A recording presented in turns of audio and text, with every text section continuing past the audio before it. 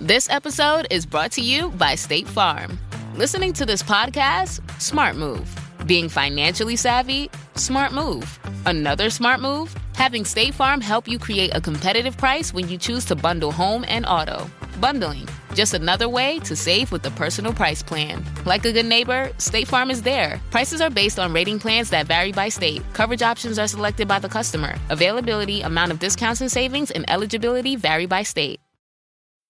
Here's my 30-second story with Guinness. As soon as my sister and I get home for the holidays, we don't even unpack. We head straight to our pub. The bartender already knows our order, Guinness and fries. We laugh all night, catch up with old friends, and walk home with faces sore from smiling. It's one of my favorite nights of the year. That was my 30-second story with Guinness. Guinness Draft Stout. Please enjoy responsibly. Imported by Diageo Beer Company, USA, New York, New York. Close your eyes, exhale, feel your body relax, and let go of whatever you're carrying today. Well, I'm letting go of the worry that I wouldn't get my new contacts in time for this class. I got them delivered free from 1-800-CONTACTS. Oh my gosh, they're so fast. And breathe. Oh, sorry. I almost couldn't breathe when I saw the discount they gave me on my first order. Oh, sorry. Namaste. Visit 1-800-CONTACTS.com today to save on your first order. 1-800-CONTACTS.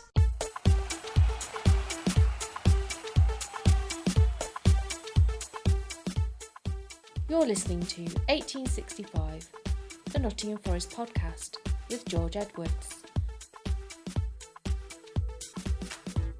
Hello and welcome to 1865, the Nottingham Forest podcast and our match report following an absolutely abysmal display away on Forest's first visit to the Dickinson Stadium as they lost by 3-0 at the hands of Everton. A Nicoló Milenkovic own goal and goals from Barry and Dewsbury Hall cemented Forest's fate, and I think from literally second one you couldn't really see any other result coming. I'm your host George Edwards and I'm joined by Katie Campbell for this one. Both of us were at the game, Katie, and I'm still angry thinking about the game. So a few hours later, how are you feeling looking back? I'm still frustrated and angry, just like you. We just didn't look like competing today. Everton clearly wanted it more. They were winning their duels, winning the second balls. They were just first to everything. We just didn't look like we wanted to show up today. Yeah, I completely agree with that. And you can accept when you lose and you give everything to the shirt and you lose to the better team. And Forest, that happened countless occasions since Forest have been in the Premier League. And you're going to come up against some decent opposition. You know, even if we'd have turned up to Goodison and put bodies on the line and things like that and it had not quite gone our way, you'd be able to accept it. But what I just can't accept is how lacklustre the performance was from, I think, every player on the pitch, maybe apart from Williams. They were second to everything. And all 3 goals, if you look, I think they're entirely avoidable if the lads are willing to put their bodies on the line. Particularly, I mean, the third goal, we'll get on to the third goal, but the way that the ball just drops in the penalty area and Dewsbury Hall, who's the furthest player away from the ball, manages to get to it, I think just sum Forest up. We did the Liverpool report 2 weeks ago, literally 2 weeks ago today, and we came away thinking, wow, what a brilliant team, what a fantastic performance. 2 miles away, 2 weeks later, we looked an absolute shadow of ourselves. How have we got here, Katie? Because it didn't look like the same team at all, did it? No. At Liverpool, we was putting bodies on the line. We was clearing everything. We was heading everything. We was getting in front of all their shots. And then today was just the complete opposite. We were second to everything. Didn't look like we wanted to go into duels. And even when we did, Everton won them. We allowed them to win second balls. And yeah, it was just a really poor performance. And that was like even 50-50s. And I was expecting, you know, in a performance where the players are up for it, your captain, and I don't want to single out players, but your captain should be leading the charge. Yet Morgan was more than anybody backing out of challenges, not giving 100%. And I was really disappointed by him today. I think he's really improved under Sean Dyche. He's got into positions to score goals. He's been more involved. But when your team isn't turning up, you expect your captain to go and take the game by the scruff of the neck. And that's what Yatesy would have done. I know he sort of had a little cameo and we'll talk about his injury in a minute. But that's what you want to see from your captain. And if Forest was still playing now, I don't think they'd have scored. We just looked completely blunt going forward. We had Pickford made one save, and we only looked actually threatening when Pickford made a mistake in the second half. So, yeah, a very poor day at the office. That's pretty much a match summary of moaning, but if you want to carry on, we'll get into the team news. I don't really think Sean Dyche could have done much more with the team, an unchanged side from Everton. I thought he might bring Dominguez in out wide, for an away game at Goodison, with a bit more defensive security, and he's done a job out there, but he decided to stick with Hutchinson. So Matt Sells was in goal, a back four of Nico Williams, Nikola Milenkovic, Morato and Savona, Anderson Sangare midfield. Anderson Sangare gives White in the midfield, and then Hutchinson, Ndoye and Jesus the front three. No surprises there, Katie? Is that what you were expecting? Yeah, it was what I was expecting, but just like you, I was slightly thinking maybe Dominguez comes in for a little bit more defensive stability. And I thought Amari played well against Wolves on Wednesday, but he hasn't played 90 minutes in a while, and he looked really tired after the game. So I thought maybe he'd be on the bench, come off. But no, played another 90, and I thought he was one of our better players today as well. I agree. To be fair, I think him, along with Williams, I think we're our two best players, to be honest. I know Murray makes a mistake for the second goal on the brink of half time, but he was at least trying to make things happen, trying to get involved. Maybe he could have helped defend with Grealish a bit more with Savona, but he's sort of not a natural defender, is he? And I thought he was one of the shining lights. I agree with you. So it took about 20 seconds for Forest to get their first booking of the game. It was poor from Savona. He turns away from trouble. He's got the chance to clear it, and instead of just hoofing it down the line, which is what he should have done, he turns into trouble and then has to foul. I think, is it Dewsbury Hall or Grealish? I think it's Grealish, isn't it? Has to foul Grealish, otherwise he's running in on goal. The booking's right, and I was actually surprised that the referee booked him so early on. It's easy for referees not to do that, but you got to give him credit. It's probably the right decision. And then from that ball in, from the free kick, Forest were just overwhelmed. They got out to the ball as it was cleared away, but Ndoye might as well have not been there as Dewsbury Hall cut inside him, sent the shot towards goal, and then it's an awful header from Milenkovic. I've seen it back as well. I think he can do better with it, to be honest. He sort of heads it and then looks at the goal like that was where he was intending to head it, and that was a really strange one for me. And then Forest were really set back from there. So how much did that goal set Forest back, because they didn't weather the storm at all? Yeah, whenever you concede in the first 5 minutes, you just set the tone for the rest of the game. And I think the tone was set from that Savona booking, because if you get booked after 20 seconds, then you're never going to start the game well. And for the goal, Ndoye, he's just been beaten so easily. And I know he's a winger and he's not a defender, but still he's been done by one cutback. And then Milenkovic for the goal, his positioning's poor. And as you said, it looked like he just meant to aim it into the net. And it's such a poor start, isn't it? Because what Forest do, when they go away from home and it's the third game they've done it, and it must be a thing. They win the toss and change sides. That's happened the last three games. Obviously, the home team isn't going to choose to do that, just to get in their heads a little bit. So you'd think, because of that's a little indication that they are ready from minute one, but they just weren't. I don't think they touched the ball until they kicked off, apart from Savona having the ball for a brief second there. And it really just set the tone. Forest looked like a rabbit in the headlights, didn't they? They looked like they were so daunted by the occasion. And I don't want to keep referencing Anfield, but because it was in the same place and it was so close, I think. You think to how Forest weathered that storm at Anfield, Liverpool came at them from minute one, but they put bodies on the line.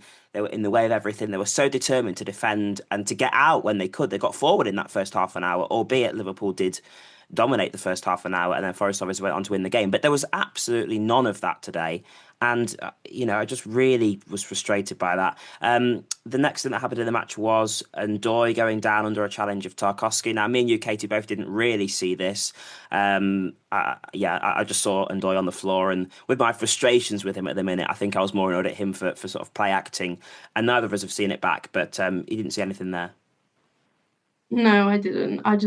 I don't know what I was looking at, but I just turned around and Ndoye was on the floor, and then I saw the players complaining to the referee.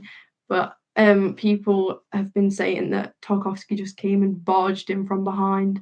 And if the referee sees it, he probably will give a yellow card, but he's not seeing it. And then, because it's probably not a red card offence, VAR can't get involved to do anything about it.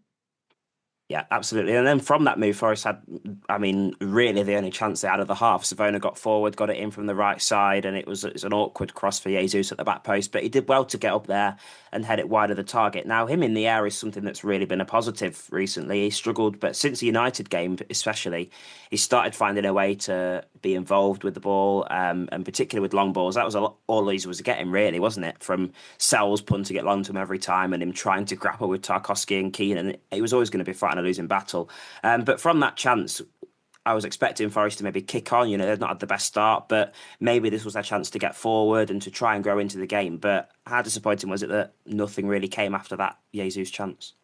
Yeah, all it takes to get yourself back into it is one small moment, and you think, oh, we're back on it. But we had that chance, and we played how we did before.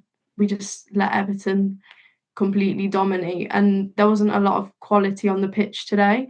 But the one thing you can always do is work hard, win your duels, win the second balls. But we just didn't.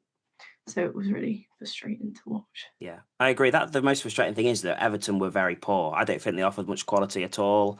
I think a lot of teams would have beat them today, but I think every team in the Premier League would have beaten Forest today because they just completely offered nothing. They were so toothless. And you were at the Wolves game, were you? Yeah. And so the Wolves game was very strange, wasn't it? Because there was a lot of negatives because it was a pretty awful, abject, drab game with no real threat from either side. But the positives were that Forest, on a tough day away in midweek in the Premier League, they got the job done, they got a goal and they kept a clean sheet. And you were thinking, let's take them positives from Wolves, go to Everton, another tough away challenge, and take them on. But it feels like we only got the negatives from Wolves rather than the positives, doesn't it? Yeah. Well, I don't think many teams will go away to Everton this season and win. I think you look at that fixture and you think a point's a good result there, but we could at least go there and try take some of the positives from Wolves. That yes, we weren't the best, but we still managed to go there and win, and we could have taken that into today, having a little bit of hope, but we just never really showed up.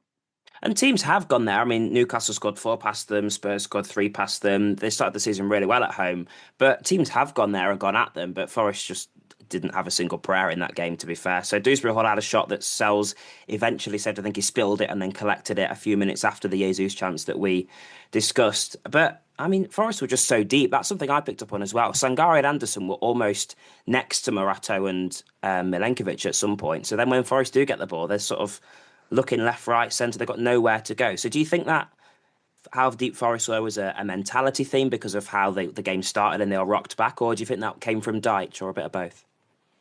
Yeah, I think a bit of both. I think once you go on the back foot, you're going to be more deep. You're going to be more defensive because at points in that first half, we were holding on. We were trying not to concede. But also we know Dyche is a defensive manager. His key thing is being defensive. So I think it was a bit of both. Yeah, so Forest had a chance just before half-time, but it wasn't really much of a chance. Anderson has a bit of space and send it towards goal, but I was right behind that, and it was almost just like getting a shot on target for the sake of it, wasn't it? If Pickford hadn't have saved that, I think you'd have been very concerned from an Everton perspective. And then not long after that, Forest conceded the goal that maybe wasn't coming, because I think they got to a stage in the first half where they had settled, but Everton just looked comfortable, I think, for the whole half, and they were happy for Forest to have the ball when they did.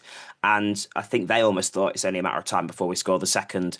And it comes from Hutchinson, who sort of walks into trouble.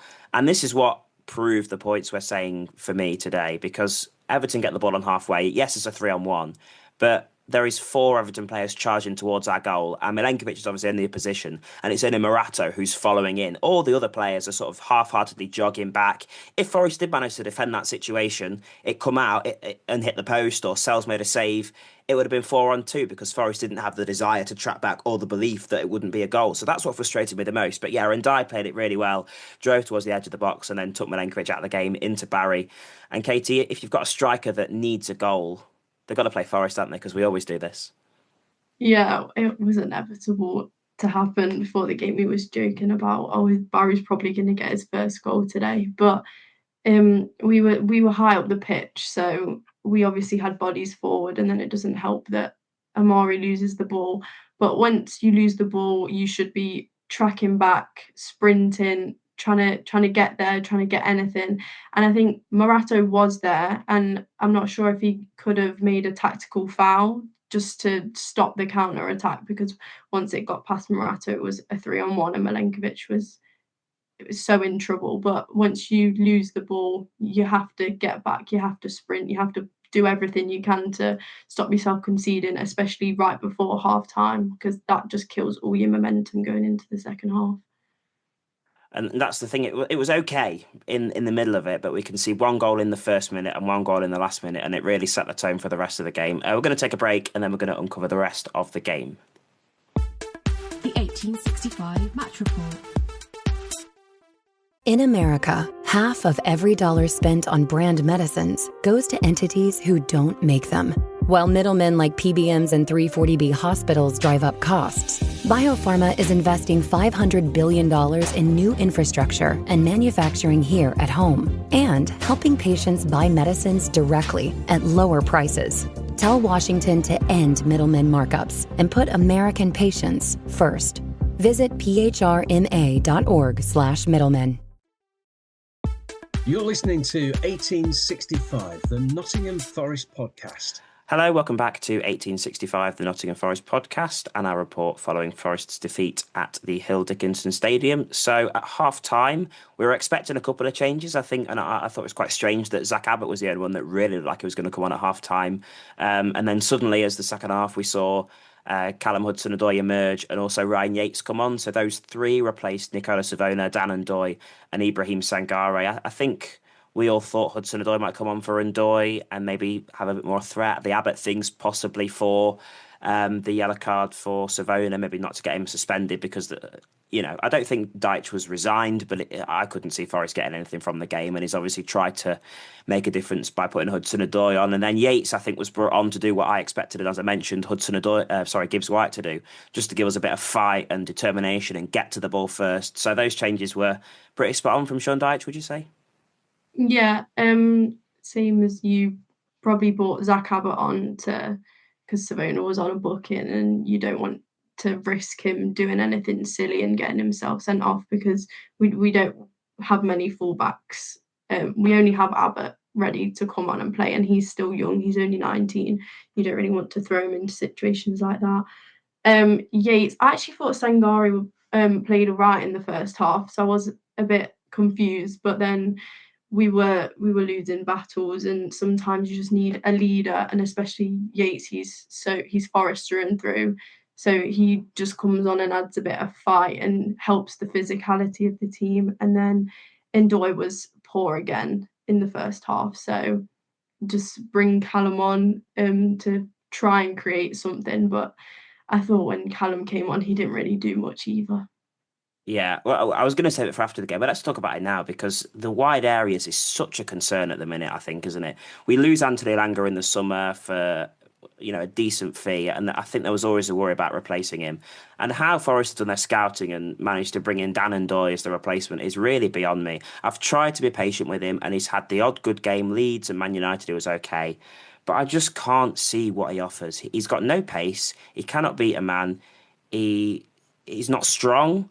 The only positive I see is his weak foot. He's all right cutting inside, little yard of pace and getting a shot on goal with his left foot. But other than that, I really struggle to see what sort of threat he offers. Every ball he gets into the box gets blocked, or when he turns in, he never gets it across. And Sean Dyer just hooked him now, back-to-back games at half-time. So I think he's frustrated. And I also thought at the start of the game he might start Hudson-Ndoye.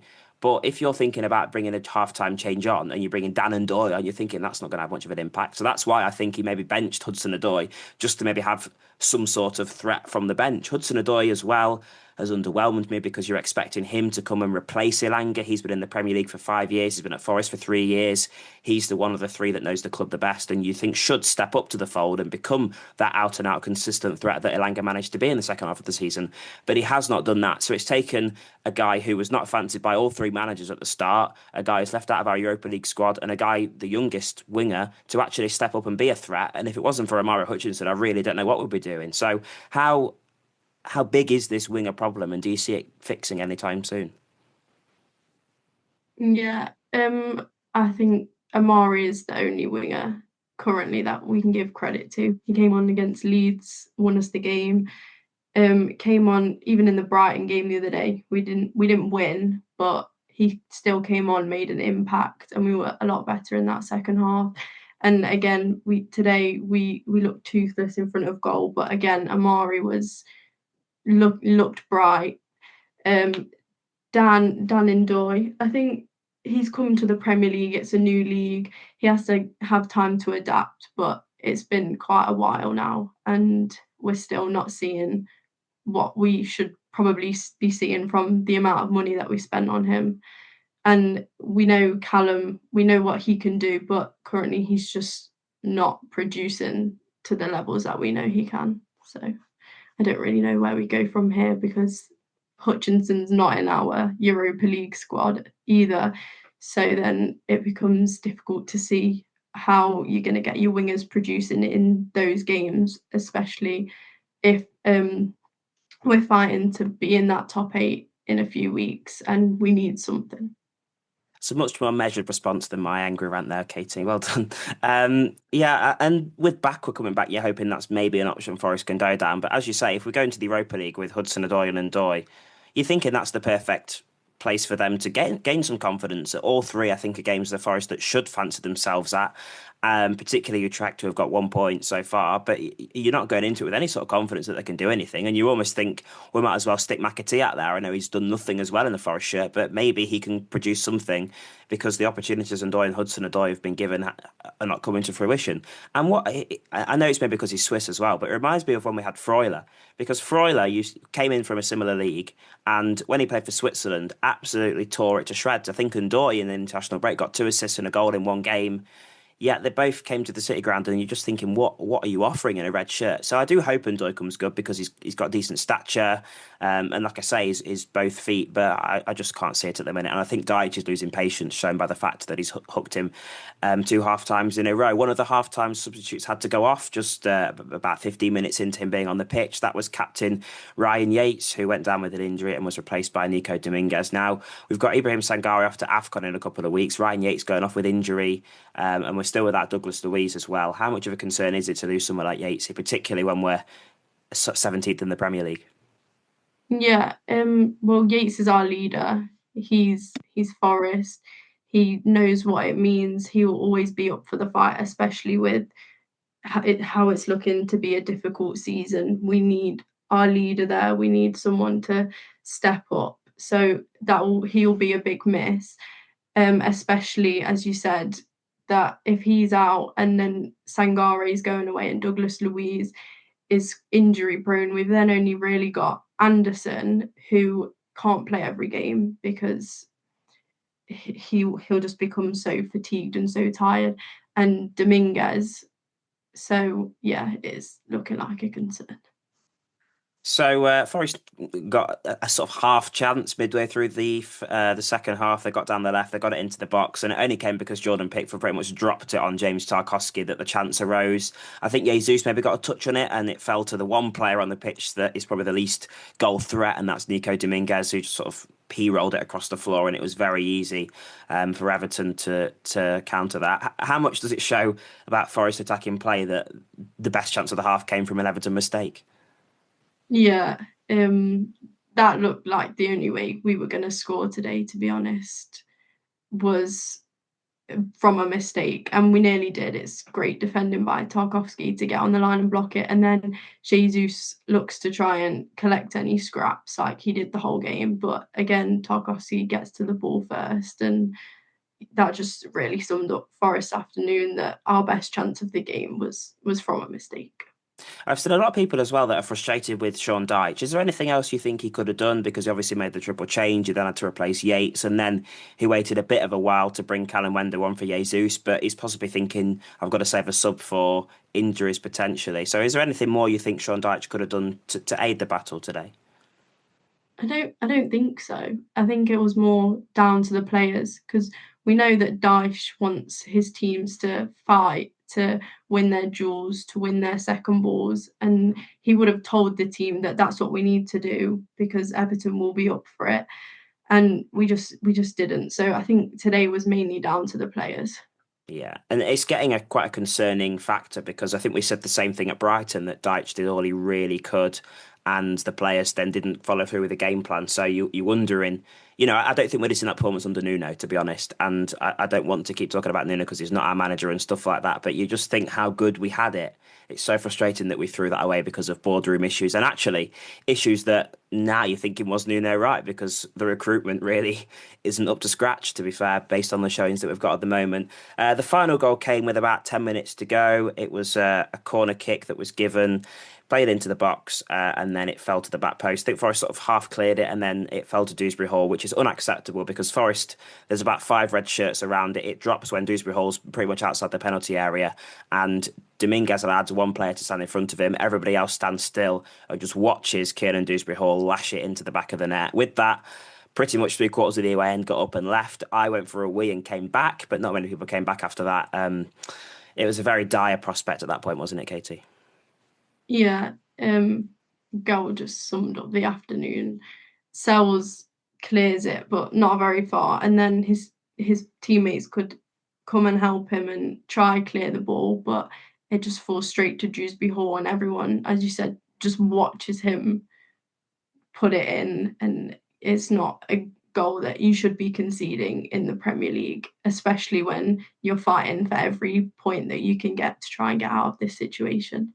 And even the incident that led to the corner, I think they had a corner that led to another corner, but the initial chance was Ndoye coming in from the right wing, and he literally just waltzed stood on the touchline into our penalty area and got a shot away so easily. And that just proved how easy it was for Everton. And every point in the Premier League should be hard earned. And you think to the points that Forest have won over the last 3 or 4 years, very few of them have came easily. You think to Brighton maybe, and actually the Liverpool game by the end, they made that look easy. But there's not been many points that they've earned, that they've really that came easy to them. But today, I think Everton, you could say, it came really easy to them. Forest offered no fight, no threat, and it was very concerning to hear that. So we're going to hear from an Everton fan, because at full time it was Everton 3, Forest 0. We're going to hear from Everton fan Adam, all of Everton. Not much I can say from an Everton perspective apart from just brilliant. Obviously, a dream start, scoring so quickly into the game just settles everything down. Aside from that little period just before half-time when Forest were coming back into the game, I thought we were just extremely comfortable. I was very relaxed watching us. The highlight, as an Everton fan, had to be Barry scoring his first goal for the club after so long, and so much goodwill towards him, so many people wanting him to score, and it was just great to see that. And a lovely counter-attacking goal is always fun as well. Dewsbury Hall, another standout performance for us. Much more comfortable than I anticipated. I really don't think Forest offered a lot. Obviously, there was that chance where Tarkowski cleared the ball off the line, but ultimately, I think there was a bit of a golfing quality between the two teams today, and Everton just looked a lot better, and up to 5th now, which is remarkable considering the last few years. So a good day for Everton and a bit of a rough day for Forest. The 1865 Match Report. At Sierra, discover joyous deals on great gifts for everyone on your list. Like cozy slippers, ski gear, fishing poles, bikes, large kayaks, even larger canoes. Whew, which might lead to another discovery.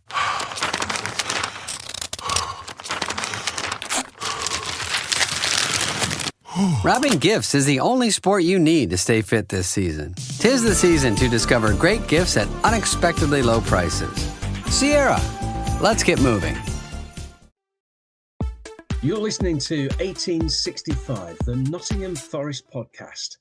So let's look at the run of form then, because in the last 4 games, Forest have won 1, lost 1, won 1, lost 1. And that form, I think, would be okay. We're not expecting Forest to finish 7th like they did last season and really take over the league. But that's 1.5 points per game. That probably gets you to, I can't do the maths, but that'll get you to mid-table. And with the Europa League, I think we'd probably take that. But because of the start of the season that we've had, with the fraud that we had in our dugout and the fact that we just couldn't get points from anywhere, you're thinking we've got to do more than that to get away from that relegation battle. But at the minute, Forest aren't coping well with the amount of fixtures, Katie, and they're in 17th on merit, aren't they? Yeah. I don't think the Europa League is helping because we've got so many injuries. So the same players are having to play every week, Thursday, Sunday, and especially with that Wolves game in midweek as well. It's taken a lot out of them, and it is a difficult to ask them to constantly produce week in, week out. The form's not as bad as it may look, and people are saying that like they're really upset about today and frustrated, which is fair enough. But I don't think it's as bad as some people are making out. We're still in a good position to get out of this, and I still think that we will get out of it because of how much quality we do have. Yeah, I mean, I think we should, but better teams than Forest have been relegated, haven't they? And they've got to start turning up on the pitch consistently.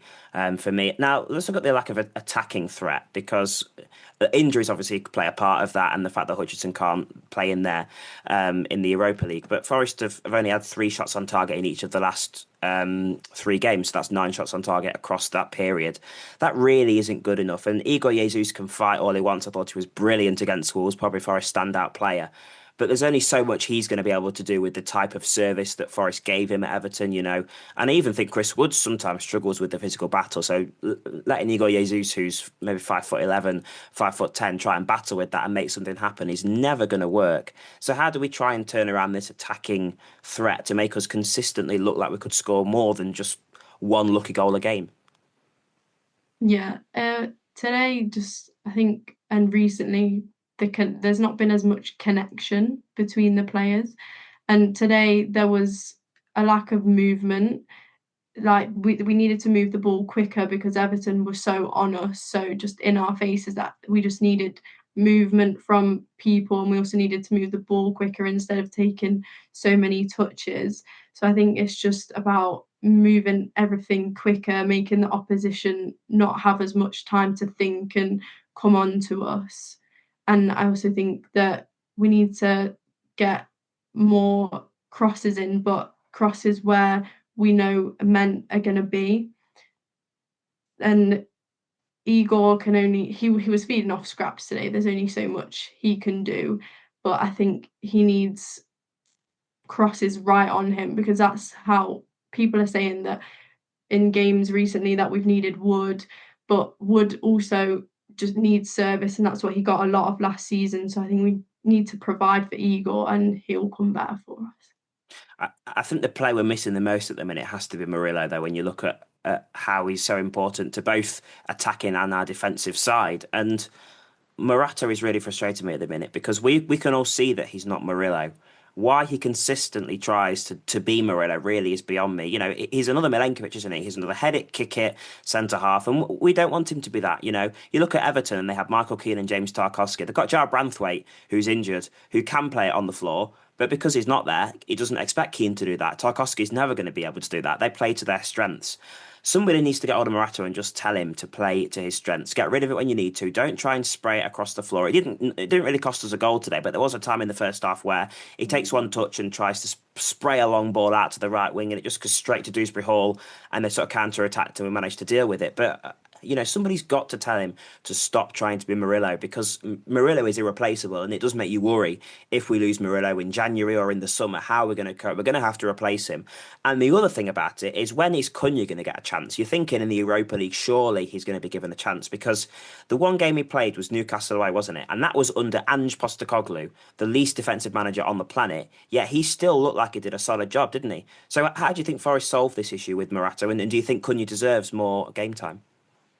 Yeah, I think we are really missing Murillo at the moment, because he has the chance he can either pick players out in the pockets, or he has the capability to just spray a pass out wide and completely switch the game. And Morata can't do that. He's like a Milenkovic, like you said. He'll head the ball, he'll clear it. So we are really missing Murillo at the moment. And I think Morata just needs to simplify his game a little bit, stick to what he's good at. And I feel like sometimes he is trying to impress the fans too much, and it's going a little bit against him. So he needs to just play to his strengths, do what he can do, because we have seen Morata can be a good player and he can step in when he needs to. So yeah, and Jair Cunha, he did play well in that Newcastle game, so I'm not sure if the Europa League might be a good chance to see how well he can really do. Yeah. Well, let's park Everton then, because it's winding me up and I think we're all sick of hearing about it. And let's look forward to the Europa League then. Forest play Utrecht on Thursday. I think they're very much towards the bottom of the table. They've got 1 point, which was a very good point at home to Porto. Now, that's a game I think Forest really have to win, given their position in the Europa League, given the current sort of sapping of confidence that looks through the squad. And I know football fans are fickle. It seems like football players can be fickle, because 3 weeks ago they looked so confident at Anfield and now they look devoid of it and dejected at Goodison Parks, or Hill Dickinson Stadium, sorry. So going into Utrecht, how do you think Sean Dyche will approach that? Because he's probably strung a bit with the rotation with the injuries that we've got. So what do you think he'll do going there? And are you going? I'm not going, unfortunately. I think it's tough because we have injuries, so we can't rotate too much, because if we rotate too much, then we leave all our youngsters on the bench, and that's not really a situation that you want to be bringing them into. But I still think it's a game that we should be going there and winning, especially when they've got 1 point and we have the opportunity to qualify for the top 8 and make it a lot less stressful, not having to sit through a playoff game. But you just know exactly what Forest will do. We've seen this before, haven't we? Thanks for joining me, Katie. I'll be at Utrecht, as will Tom. So one of us, I'm sure, will bring you that report. And thanks to Adam for the view from the opposition as well. Hopefully, we maybe brought a bit of positivity to your Sunday, given the game wasn't that. If you enjoyed listening to the pod, you can find places to listen to it and all the social media on the website. The words 1865.football. We'll be back with the Yatesy Espresso Bar and the reports for Utrecht and Spurs later on in the week. But until then, let's hope Forest improve, and come on you Reds. You've been listening to 1865, the Nottingham Forest podcast. If you like what you hear, please subscribe and leave us a review. It helps other listeners find our content.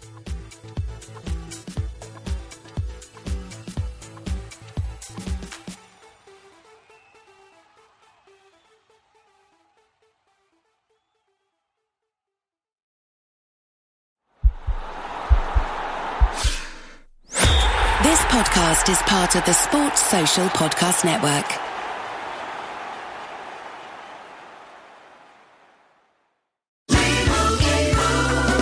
And Doug. Here we have the Limu Emu in its natural habitat, helping people customize their car insurance and save hundreds with Liberty Mutual. Fascinating. It's accompanied by his natural ally, Doug. Limu? Is that guy with the binoculars watching us? Cut the camera. They see us. Only pay for what you need at libertymutual.com. Liberty, liberty, liberty, liberty. Savings vary. Underwritten by Liberty Mutual Insurance Company and affiliates. Excludes Massachusetts.